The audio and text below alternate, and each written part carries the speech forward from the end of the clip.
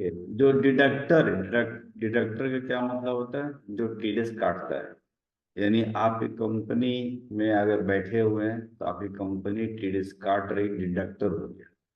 Deductor का role है कि टीडीएस काट करके सरकार को जमा करें। क्योंकि मान के चलिए रेंट देना था आपको 1 लाख रुपया, तो आपको 90,000 दे दिया, 10,000 काट लिया, तो 10,000 रुपये सरकार के पास जाएगा।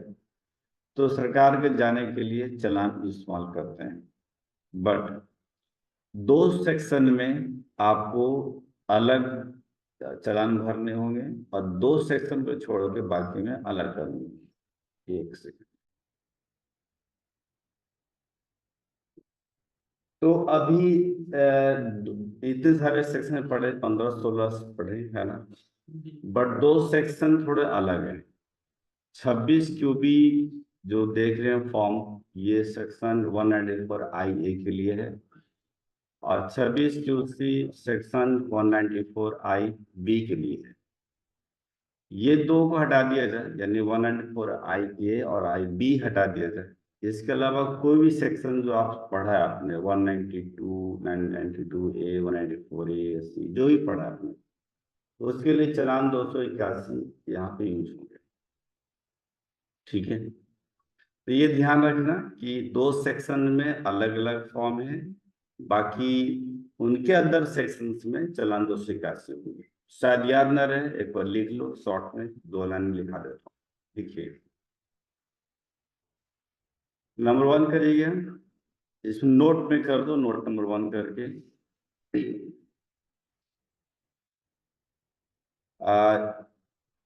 In section 194 IA, in section 194 IA,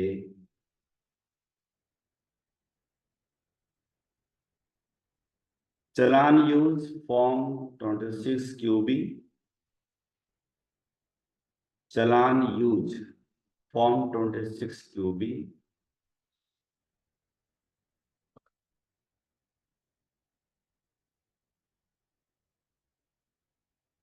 comma, in section 194 IB,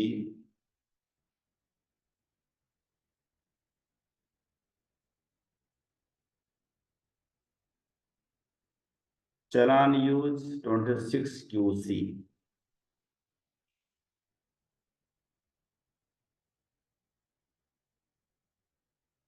but in other all section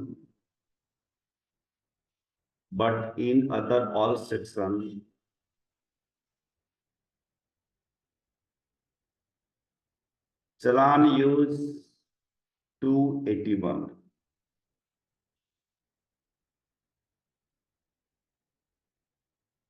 challan use 281। ठीक है। यानी कि दो सेक्शंस में अलग है, बाकी सेक्शन में अलग। ठीक। तो 194 IA के लिए 26 QB, 194 IB के लिए आपका 26 QC, और अदर सेक्शंस के लिए चालान 281।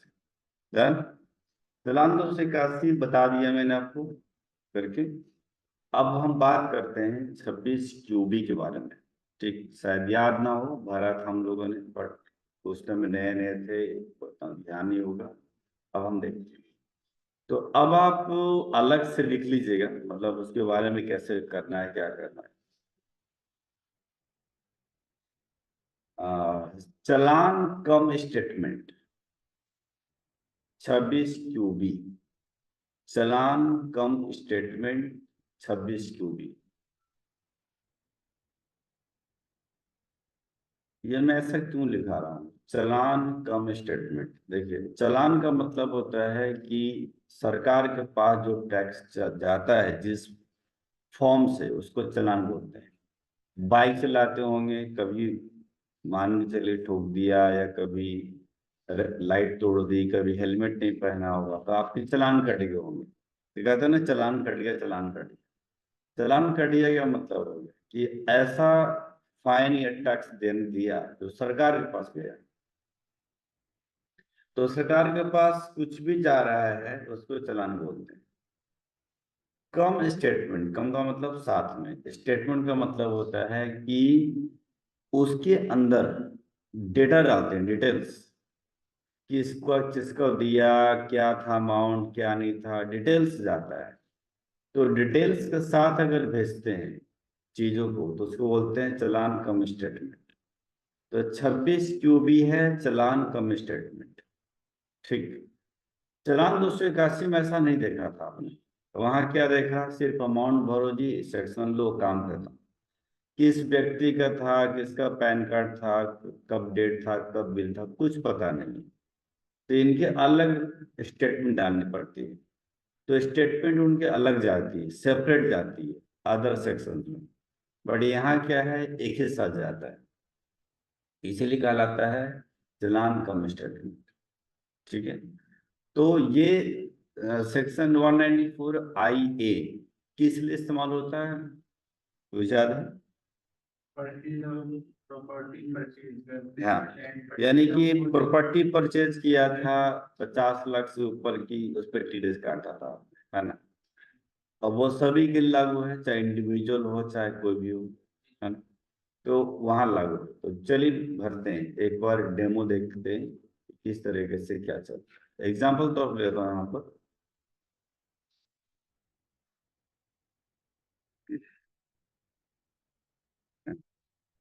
यहाँ पर इसको भरने के लिए, मतलब जो देख रहे हूँ कि चालान 281 के अलावा 26 QB भरने के लिए आपको इनकम टैक्स के साइट पे आना है। वहां भी इसी पे आते थे हम लोग। तो incometax.gov.in पे हम पहुंच गए हैं। यहाँ पर आपको लॉगिन करना है। ठीक है। यहाँ, तो यहाँ पर हम incometax.gov.in कर रहे हैं, यहाँ लॉगिन करेंगे हम। बट लॉगिन याद होगा, चालान 281 में भी लॉगिन किया था, यहीं से किया था। बट हमने, घूम जा आजा, बट हमने यहाँ पर क्या डाला था, पैन या टैन? गलत। चालान 281 के लिए हमने डाला था टैन। ठीक है, चालान 281 जमा करने के लिए डाला था टैन। बट 26 QB जमा करने के लिए डालना पड़ेगा पैन। अंतर इतना ही है। तो जो काटा है, जैसे हमने प्रॉपर्टी खरीदी है, हमें टीडीएस काटा है, तो मैं अपना पैन कार्ड यहाँ पर डालूंगा कि ठीक है हमने खरीदा है। तो मान लीजिए मैंने प्रॉपर्टी आप में से किसी से खरीदा है मैंने, ठीक है। तो ऐसा करके मैं अपना डाल दूँ। ठीक है। डालने के बाद इसका जो पासवर्ड है वो हम डाल देंगे। और नहीं पासवर्ड मालूम है तो एक बार रजिस्टर करना पड़ता है, पासवर्ड बना सकते हैं अपने को। तो चलिए देखते हैं यहाँ पर।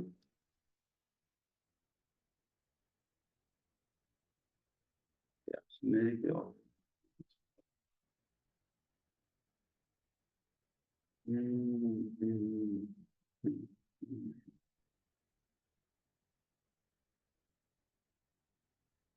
चलिए मैंने इसमें लॉगिन कर रहे हैं। लीजिए पासवर्ड डालने के बाद हम इसमें लॉगिन हो चुके हैं। यहाँ देखें, लॉगिन होने के बाद हमें क्या करना है, यानी ये आप भी कर सकते हो, आप आपका पैन कार्ड से अपना लॉगिन कर सकते हैं। अगर पैन कार्ड रजिस्टर्ड नहीं है, यहाँ से रजिस्टर्ड भी कर सकते थे टॉप से।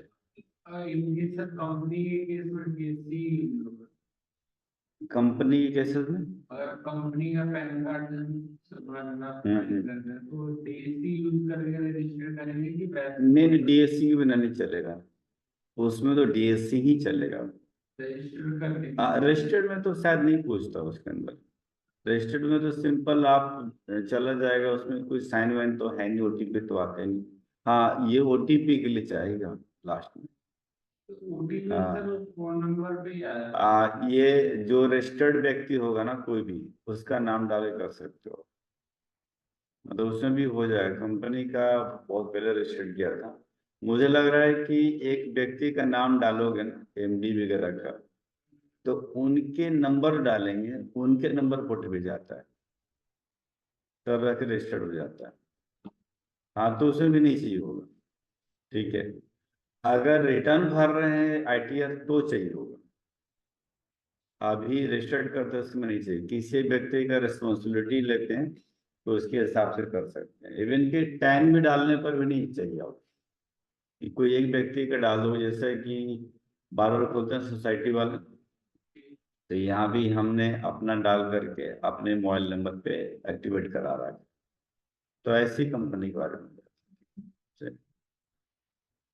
यहाँ चलते हैं ई फाइल के अंदर। ई फाइल के अंदर जाने के बाद आपको ईपे टैक्स आना। ऐसे हमने शायद टीडीएस में भी देखा था आपने, सेम टू सेम, है ना। ई फाइल देन ईपे टैक्स। जब ईपे टैक्स पे जाएंगे यहाँ पर तो यहाँ पर आएंगे तो आपको न्यू पेमेंट, जैसा पहले भी देखा था, यहाँ भी न्यू पेमेंट आएगा आपने। बट वहां पर तो कुछ कम थे सेकेंड्स, यहाँ पर तो भर भर के टेबल बने हुए। इतने टेबल के अंदर हम नहीं जा रहे हैं, हम सिर्फ ढूंढना चाह रहे हैं कि 26 क्यूबी मिले कहाँ। तो 26 क्यूबी यहाँ मिल गया। साफ साफ लिख रहा है कि TDS on sale of property है, यानी प्रॉपर्टी जब आप बेचते हैं। अब यहाँ तो खरीद रहे हैं हम, लैंग्वेज बना दिया ना, और कुछ नहीं। मतलब आपने बेचा, हमने खरीदा। लॉगिन कौन कर रखा, सेलर ने लॉगिन किया है या बायर ने लॉगिन किया है? बायर ने लॉगिन किया है। बायर हमने खरीदा है, हमने टीडीएस काटा है, हम जमा करा रहे हैं। तो लॉगिन बायर के थ्रू हो रहा है। बट यहाँ लैंग्वेज में थोड़ी सी उसकी TDS on sale of property लिखा हुआ। ठीक है, तो कंफ्यूजन मत होइएगा। तो यहाँ है, मान लो हमने इस बार, मान लो हमने इस बार जमा करा दिया, लेकिन इन फ्यूचर में डिमांड निकल गई, थोड़ा कम ज्यादा हो गया, ब्याज लग गया, कुछ भी लग गया, तो डिमांड यहाँ जमा होते हैं। ठीक है, नॉर्मल यहाँ जमा होता है, ब्याज यहाँ जमा होता है, ध्यान रखना। देखो, खुद से याद आ गया, खुद से याद आ गया, फिर तो यहाँ से, और उसको याद आया, डिपार्टमेंट को नोटिस भेजा, तो यहाँ से। ठीक है, ध्यान रखिए। तो अभी तो खुद को याद आ रहा है, खुद से कर रहे हैं, तो मुझे 26 क्यूबी में जा करके यहाँ प्रोसीड करना है। ठीक है, जैसे प्रोसीड करेंगे यहाँ पे, तो अब आप स्टार्ट हो जाइए। पढ़ पढ़ के कॉमन सेंस लगाना, इसमें लिखने की जरूरत खास नहीं है। यहाँ कह रहे हैं कि residential status of the seller. Seller की यानी बेचने वाला condition, resident, non resident, India के निवासी, इंडिया के बाहर का, कहाँ का, इंडिया का रेसिडेंट हो गया। इसके अलावा फिर ये मेरा आने लगा, मतलब पता नहीं कैसे फॉर्म बनाया है। उधर कहता है कि सेलर का बता स्टेटस, नीचे बाहर का आने लगा। यार एक ही साथ कर लेते हैं ना। नहीं, सेलर का स्टेटस रेसिडेंट, और यहाँ से बाहर का मेरा पकड़ लिया, और मैं लॉगिन हो चुका हूँ, तो मेरा ही है, सब कुछ आ रहा है डिटेल्स देखने में। अंदर आने के बाद यहाँ पर आइएगा, तो कहते whether more than one buyer, क्या एक से ज्यादा हम बायर हैं।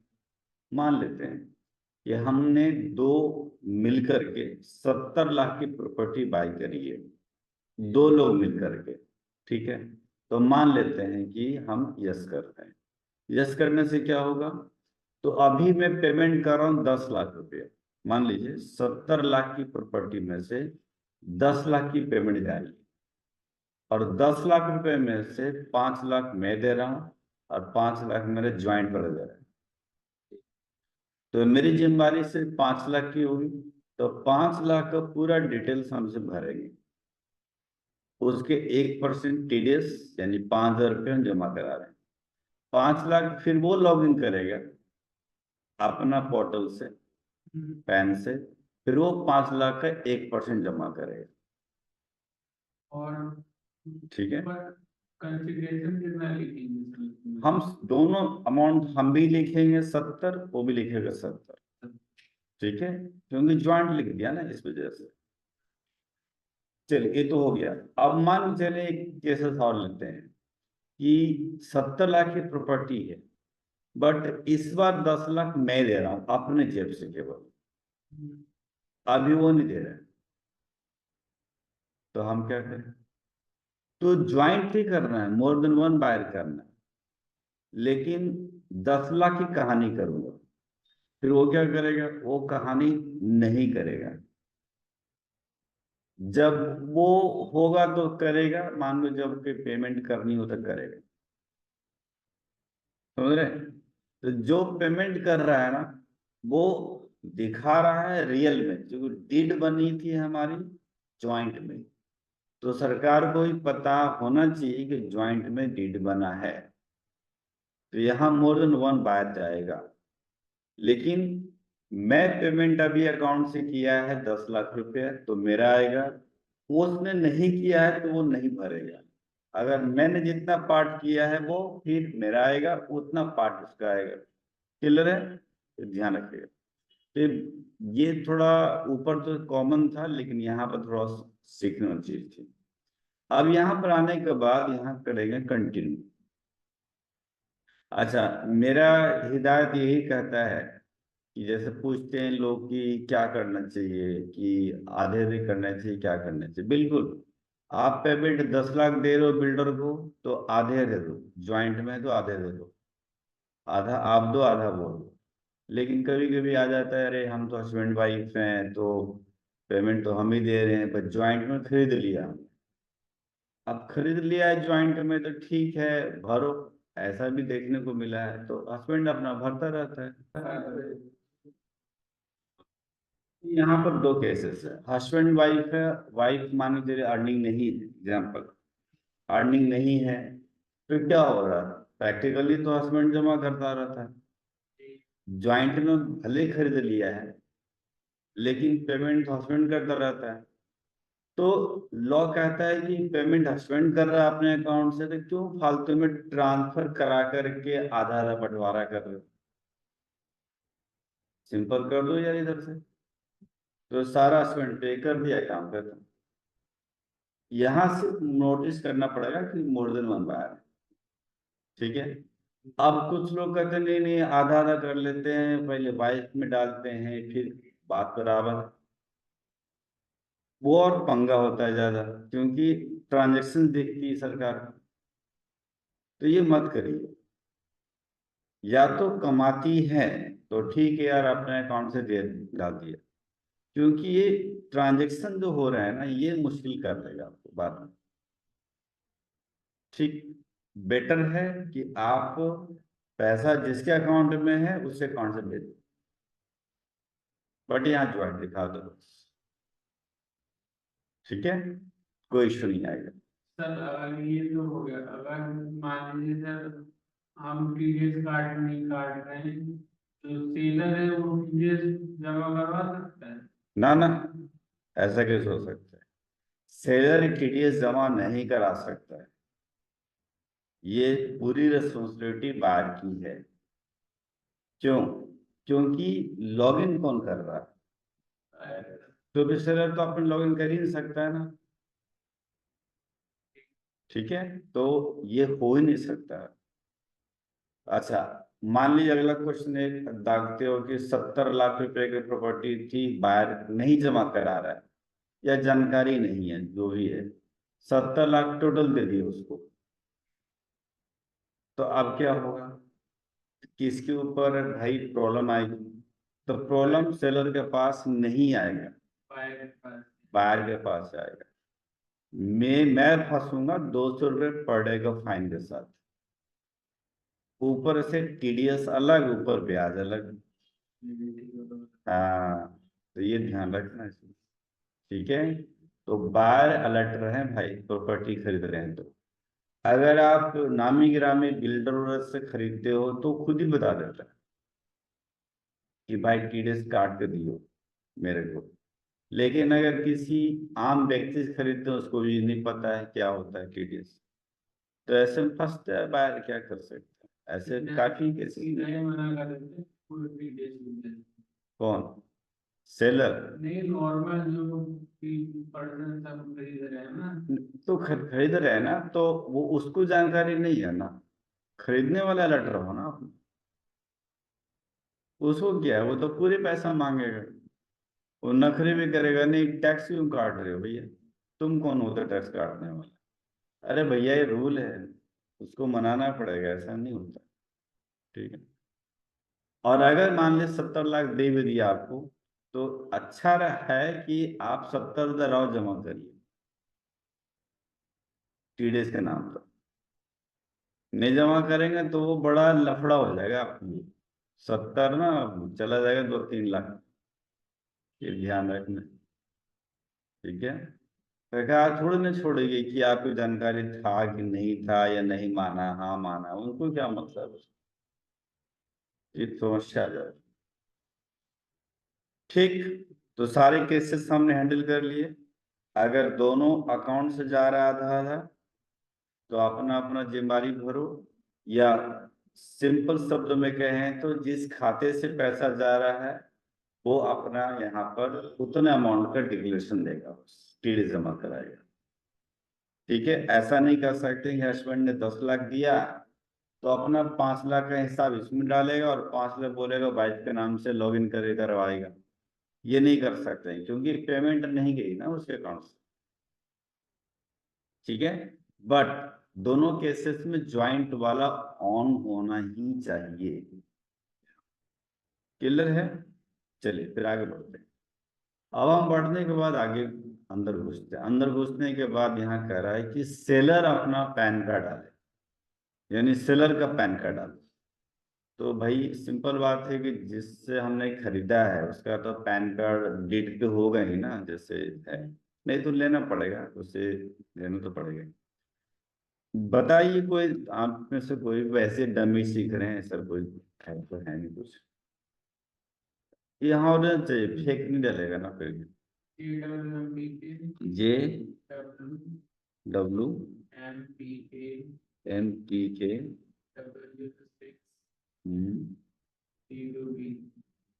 अब क्या हो, 0B बॉम्बे ना। JWMPK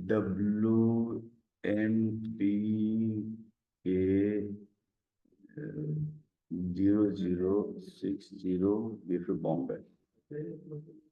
आइए सुनिए, जैसे मैंने डाला ओरिजिनल, आपका आधार का थोड़ा सा संक्षिप्त प्लस में सेलर का नाम, मतलब आपका नाम। इसमें से जो है सेलर को भी रजिस्टर्ड होना क्यों जरूरी है? हाँ जी, सेलर को रजिस्टर्ड इसलिए होना चाहिए क्योंकि कहता है कि इनको तो अपना रिटर्न फाइलिंग करना पड़ेगा ना इस प्रॉपर्टी का। सेल हुई है, कैपिटल गेन बना होगा, कैपिटल लॉस कुछ भी हुआ होगा, तो ट्रांजेक्शन्स हुई हैं तो इनको रिटर्न भरना होगा। इसीलिए पहले से ही अलर्ट हो जाइए, सरकार जानना चाहती है कि भैया तू रजिस्टर्ड हो गया। इसीलिए विदाउट रजिस्टर्ड अगर करेंगे तो ये दिखा देगा इनवैलिड, जबकि आपका पैन सही है। हाँ इनवैलिड हाँ वो दिखा रहा है कि सेलर नॉट रजिस्टर्ड। हाँ, रजिस्टर्ड मतलब वही रजिस्टर्ड करना पड़ेगा। ठीक है। तो वो रजिस्टर्ड करवाना ही पड़ेगा। होने के बाद आपका घर का पता, मतलब जहाँ रहते हो वहां का, चलो ऐसे ही भर दिया मैंने 41 पिन कोड वैसे। मान लीजिए आप दिल्ली में रहते हैं यहीं पर, तो भर दिया मैंने। यहाँ कोई स्टार मार्क है नहीं तो कौन सा घर पता कुछ। 2 4 6 8 10, ये भी डमी भर के निकल सकते हैं, कोई दिक्कत नहीं है। यहाँ जिम डॉट, हालांकि ओरिजिनल होना चाहिए, ध्यान रखिए। ये तो मैं सीखने के लिए कर रहा हूँ सिर्फ। सारा डेटा होना चाहिए ओरिजिनल, आपके आधार के हिसाब से। जो एड्रेस लिखा हुआ था डिड में वही एड्रेस होना चाहिए यहाँ पर, ध्यान रखिएगा। और मोबाइल नंबर ईमेल आईडी जो आपने दिया था सेल डीड में वही होना चाहिए। बट मैं तो सिर्फ ऐसे दिखा रहा हूँ। यहाँ पर आइए, यहाँ फिर मुद्दा खड़ा है, क्या मोर देन वन सेलर है? आप बेचने वाले ज्वाइंट हो? अगर बेचने वाला भी ज्वाइंट है, यस करिए। तो ऐसे केसेस में क्या होगा, बहुत प्रॉब्लम। 10 लाख की पेमेंट, एग्जाम्पल 10 लाख की पेमेंट, 5 लाख मैं भर रहा हूँ, 5 लाख मेरा ज्वाइंट ओनर भर रहा है। ठीक। 5 लाख में भी क्या होगा, 2.5 लाख रुपए का पेमेंट हम आपको देंगे, 2.5 लाख की पेमेंट हम उनको देंगे, यानी 4 बार यहाँ की टीडीएस पेमेंट होगी। 10 लाख की पेमेंट है, 5 लाख मैं कर रहा हूँ, 5 लाख मेरा ज्वाइंट बायर कर रहा हूँ, ठीक है। तो 5 लाख में भी 2.5 लाख 2.5 लाख ऐसे करने पड़ेंगे, 2.5 लाख 2.5 लाख। अकाउंट में डाल रहे हैं ना, इसमें डाल। हाँ जी, हाँ जी, ठीक है। तो 2.5 लाख 2.5 लाख 2.5 लाख का जो टीडीएस कटेगा वो आपको करना, समझ रहे क्या करना। तो ऐसे ये बनते हैं सिस्टम यहाँ पर। तो ज्वाइंट, अब ये मान लेते हैं कि नहीं, हम एक नॉर्मल एक ही सेलर है ऐसा मान लीजिए, ठीक है। तो एक मान लेते हैं तो ठीक है, बायर का रेस्पॉन्सिबिलिटी अलग अलग होगी, अदरवाइज ज्वाइंट में ऐसा होगा। दिन कंटिन्यू करेंगे, जैसे कंटिन्यू करेंगे यहाँ पे तो आगे आपकी प्रॉपर्टी का डिटेल्स मांगता है, ठीक। जमीन है या मकान है, मान लेते हैं एक फ्लैट के बारे में बात करेंगे। तो बिल्डिंग खरीदी हमने, ठीक। बिल्डिंग कहाँ खरीदी डिपेंड करता है, जैसे मान लीजिए 36 कर दिया और हमने 121,007 खरीद लिया, मतलब फरीदाबाद में खरीद लिया ऐसा मान लेते हैं, ठीक। उसका प्रॉपर एड्रेस उस बिल्डिंग का होगा जो डीड पे लिखी गई है।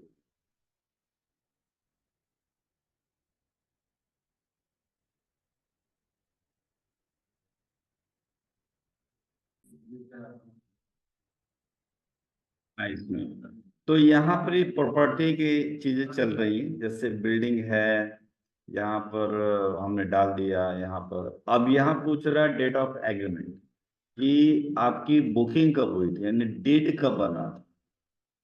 अब डीड बना था, मान लीजिए कि पिछले हम बात करते हैं 17 तारीख को बना था, 17 दिसंबर को डेट बनी थी, ठीक है। जरूरी नहीं कि डेट बनता है तो पेमेंट, अब जनरली हो ही जाता है पेमेंट, पहली पेमेंट, लेकिन हो सकता है आगे पीछे हो जाए। तो जिस तारीख में पहली पेमेंट हुई है, लायबिलिटी उसके आधार पे चलेगा आपका, ठीक है।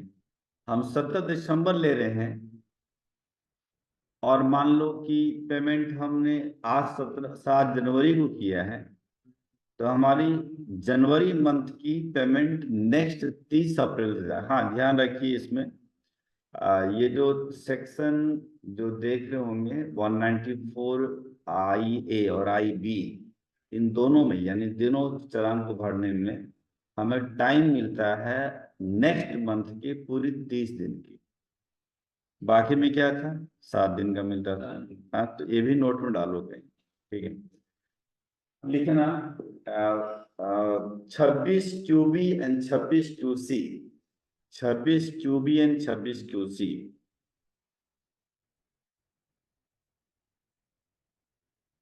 Due date is 26 QB and 26 QC, due date is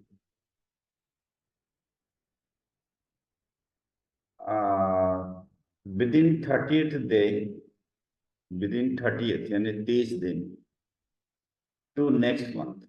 30 की 30। 30 31 नहीं 30, within 30th day to next month.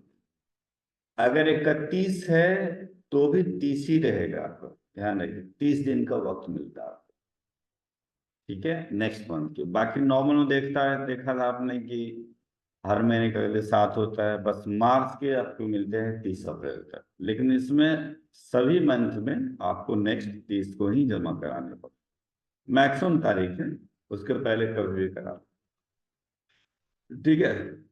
तो 17 दिसंबर को डेट ऑफ एग्रीमेंट है और मान लीजिए पेमेंट हमने उसको अभी किया है 26 तारीख को, ऐसे 26 दिसंबर को, ठीक है। तो आप जमा करा सकते हो जनवरी में 26 तारीख से लेकर के। अच्छा बताइए, 26 दिसंबर को पेमेंट हमने करी है और 17 दिसंबर का है, तो लास्ट डेट क्या बनेगा। 30 जनवरी। 30 जनवरी, दिसंबर का है तो जनवरी 30 बनेगा, तक हम जमा करा सकते हैं। और आज तारीख 7 जनवरी जमा करा सकते हो। यहाँ पूछता है क्या है सर, अगर 1 दिसंबर को हम पेमेंट करें तो उसके में स्टूडेंट से फीस बिल्कुल 1 दिसंबर होगा तो भी देखो ना यहाँ साफ कर डेट ऑफ पेमेंट जैसे डाले यहाँ अपने आप आ डिडक्शन, इससे कोई नाता नहीं, कनेक्शन इससे नहीं है, ये जस्ट दिखावा है। ठीक है, तो यहाँ से कनेक्शन यहाँ पर है। तो दिसंबर का हुआ नेक्स्ट मंथ की, 1 दिसंबर होता है, 2 होता है, 30 होता है, 26 होता है, फर्क नहीं पड़ता है। नेक्स्ट महीने की आपके 30 तारीख तक यहाँ पर जमा हो जाना चाहिए जनवरी में। आप कह रहे हैं total value of consideration, property की वैल्यू साफ पूछ रहा है। अब ज्वाइंट है 1 2 3 कोई भी हो, पूरा ही लिखना है आपको 70 लाख, 1 2 1 2। अगर फॉर एग्जाम्पल 30-35 लाख का भी है तो उसमें उसके भी हम भर वो कर सकते हैं। देखिए ये तो कर सकते हैं, मैंडेटरी नहीं है, बट टीडी जमा करा सकते हो, आपकी इच्छा है। जैसे कैसे अभी होता है 194J का 50,000 रुपये सालाना है, बट पता चल रहा है कि 20,000 का बिल आ गया जी, हम टीडीएस काट लेते हैं, जमा करा देते हैं ना, सामने लिख क्लेम कर लेते हैं, सेम ऐसी कहानी। हाँ तो मैं समझ गया था। हाँ हम मतलब 50,000 का बिल नहीं है, 35 का है, फिर भी काट लेते हैं, ऐसी सेम कहानी है। सर अगर 35 लाख का 35 लाख की टोटल प्रॉपर्टी है प्रॉपर्टी और है आप टीडीएस काटना चाहते हो, सामने वाला एतराज नहीं कर रहा है, काट लो, जमा कराओ, कोई इशू नहीं है। ठीक, 1 नंबर के सब कुछ चलता रहेगा, बट हो सकता है वो जानकार वो कहेगा क्यों काट रहा है, ये भी एक इशू हो सकता है। सर, इसमें पैसे जीरो का भी नहीं भर सकते, जैसे उसमें सैलरी वगैरह का, जैसे आपने को दिखाया था हम्म 25,000 की सैलरी है, हम्म बट उसके एआई में दिखा रहा है कि सैलरी 25,000 की आ रही है। हम्म तो वो दिखा है कि कंपनी पीडीएस में दिखा रही होगी हाँ हाँ कि भाई ये हमारी एम्प्लॉई हम इसको दे रहे हैं। अच्छा उस हिसाब से, उसी हिसाब से नहीं नहीं नहीं, देखो ना एक चीज देखो ना, यहाँ वैल्यू भी है और डेट ऑफ पेमेंट है, डेट ऑफ डिडक्शंस भी है, देख लो सब में स्टार बना हुआ, तो बिना स्टार के तो जाएगा नहीं ना फिर। जैसे आप करोगे आपको यहाँ फिर पूछने लगा पेमेंट इंस्टॉलमेंट है कैसे, फिर आगे देखो अमाउंट पेड क्रेडिट है, सब कुछ स्टार मार्क है, देखो amount of TDS to be deducted, कहाँ कहाँ बचोगे होगा, यहाँ टीडीएस अमाउंट है, जीरो पे जाएगा नहीं ना फिर, ये दिक्कत यहाँ फंसेगी ना। ठीक है, तो इसीलिए ये बने हुए हैं, तब जब टीडीएस आप काट के जमा करो, भले आप नीचे पे काटो कोई दिक्कत नहीं, बट टीडीएस का अमाउंट रहेगा तब ये बात बनेगी, नहीं तो नहीं बनेगी। ठीक है, अब चलिए अगले के चलते हैं, पेमेंट टाइप, इंस्टॉलमेंट है लमसम, मेरे केसेस में तो इंस्टॉलमेंट है। ठीक है, क्योंकि हम 10 लाख पेमेंट हम कर रहे हैं, क्या कर रहा है कि लास्ट इंस्टॉलमेंट है, नो लास्ट इंस्टॉलमेंट नहीं है। ठीक है जी, ये टैग नहीं होता, ये हटा दीजिए इसको। कह रहा है टोटल अमाउंट जितना इंस्टॉलमेंट पे किया अभी, प्रीवियस इंस्टॉलमेंट जो पहले इंस्टॉलमेंट पे किया वो तो किया ही नहीं हमने, जीरो है, डन। इसके अलावा अमाउंट पेड क्रेडिटर, अभी कितना कर रहे हैं हम लोग, तो अभी हम 10 लाख कर रहे हैं, 1 2 1 2 3, 10 लाख हम अपना हिस्सा कर रहे हैं। ठीक, अगर 5 लाख करेंगे तो 5 लाख करेंगे यहाँ पे, 10 लाख के ऊपर टीडीएस बनता है 1% से 10,000। अब बोलेंगे अमाउंट ऑटोमेटिक क्यों नहीं आया, क्योंकि ये ब्लैंक फॉर्म है, कल के तारीख में हो सकता है रेट बदल जाए तो इनको अपना रेट अपडेट करना पड़ेगा ना, ऐसे फ्री छोड़ दिया कि आप कितना जमा करा रहे हैं, है ना, अदरवाइज 1% होने के बाद इंटरेस्ट नहीं है, पेनल्टी नहीं, कुछ नहीं, क्लियर है, बहुत ही सिंपल सा फॉर्म था। इसके बाद कंटिन्यू करें पेमेंट गेटवे आगे। जी सर, पेमेंट गेटवे कल बता ही दिया था मैंने आपको कि काफी मोड है, नेट बैंकिंग है, डेबिट कार्ड है, पेड बैंक काउंटर है, आरटीजीएस पेमेंट गेटवे है, ऐसे कर बस पेमेंट कर दीजिए, फिनिश हो, ये सिंपल तरीके से। अब पेमेंट हो जाने पे क्या देखना है, कहाँ देखना है, तो ई फाइल में जाएंगे, ई पे टैक्स पे जाएंगे, और यहाँ पर एक सेव ड्राफ्ट जो हमने अभी हलचल किया उसका दिख गया, हटा देता हूँ मैं क्योंकि ये जस्ट डेमो था हमारा। और जो पेमेंट हो जाएगी वो आपको पेमेंट हिस्ट्री में जाकर के यहाँ पर शो करने लगेगा, जैसे इनका दिखाया था मैंने पिछली बार। यहाँ डिटेल्स जाइएगा तो अभी क्या है और 26 क्यूबी में क्या होता है। चालान 281 जो चीजें जमा होती है उसके साथ 3 चीजें आती हैं, डाउनलोड, कॉपी, व्यू, डिटेल्स, बस इतना ही आता। बट अगर 26 क्यूबी से जाएंगे तो स्टेटमेंट भी डाउनलोड करने का आता स्टेटमेंट आता है। है। हाँ, और बाकी तो आगे जाएगा जैसे कि चालान वगैरह। चालान का मतलब स्टेटमेंट, चालान और कॉपी व्यू डिटेल्स आ जाएगा, यानी एक ऑप्शन और बढ़ जाता है। जो आपने फिल किया था डिटेल्स वो भी इसके अंदर अलग से आता है कि आप डाउनलोड कर सकते हैं। ठीक है, बट अगर चालान 281 में है तो ये 3 ऑप्शन ही आएंगे आपके पास। ठीक है, तो ये थी आपकी चालान नंबर चालान कम स्टेटमेंट 26 क्यूबी के अंदर। कुछ पूछ रहे हैं? नहीं। अब हम चलते हैं फटाफट लेकर के कि 26 क्यूसी के बारे में। 26 क्यूसी जो है सेक्शन 1984 आई बी के लिए बनाया गया है। ठीक है, तो चलिए इनके बारे में भी देख लेते हैं यहाँ पर। आ जाओ। चलिए उनको देखने के लिए मैं चलूंगा ई फाइल के अंदर। ई फाइल में जाने के बाद यहाँ ई पे टैक्स है, ई पे टैक्स पे फिर चलते हैं न्यू पेमेंट पे। और ये रेंट के लिए होता है, मालूम है, 194 आई बी।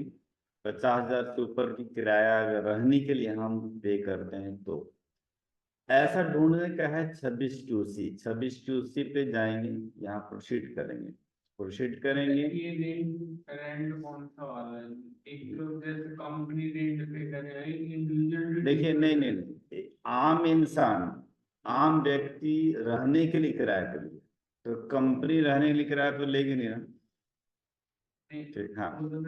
जैसे फॉर एग्जांपल कि मेरा कोई प्रोप्राइटरशिप है, अच्छा पी पे मेरा पैन कार्ड चल रहा है, मैंने कोई प्रॉपर्टी ले रखी है, उसका रेंट पे दे, कोई बिजनेस कर रहा है, कुछ कर रहा है, तो काम में आएगा कि रेंट पे आएगा? नहीं, आपकी प्रॉपर्टी है, प्रोपर्टीशिप फॉर्म है, मैं आपने किराया दे रखा है। नहीं, हाँ, जैसे आपने किराया लिया है। मेरी प्रोप्राइटरशिप फॉर्म है, प्रोप्राइटरशिप फॉर्म नहीं है, मैं इंडिविजुअल ऐसे ठीक है कर रहा हूँ। ठीक है ठीक, आपका और पैन कार्ड पी है मतलब। हाँ, मैंने रेंट पे लिया है। लिया है ना। हाँ, मैंने लिया ठीक है, रहने के लिए लिया है या बिजनेस कर रहे हैं आप?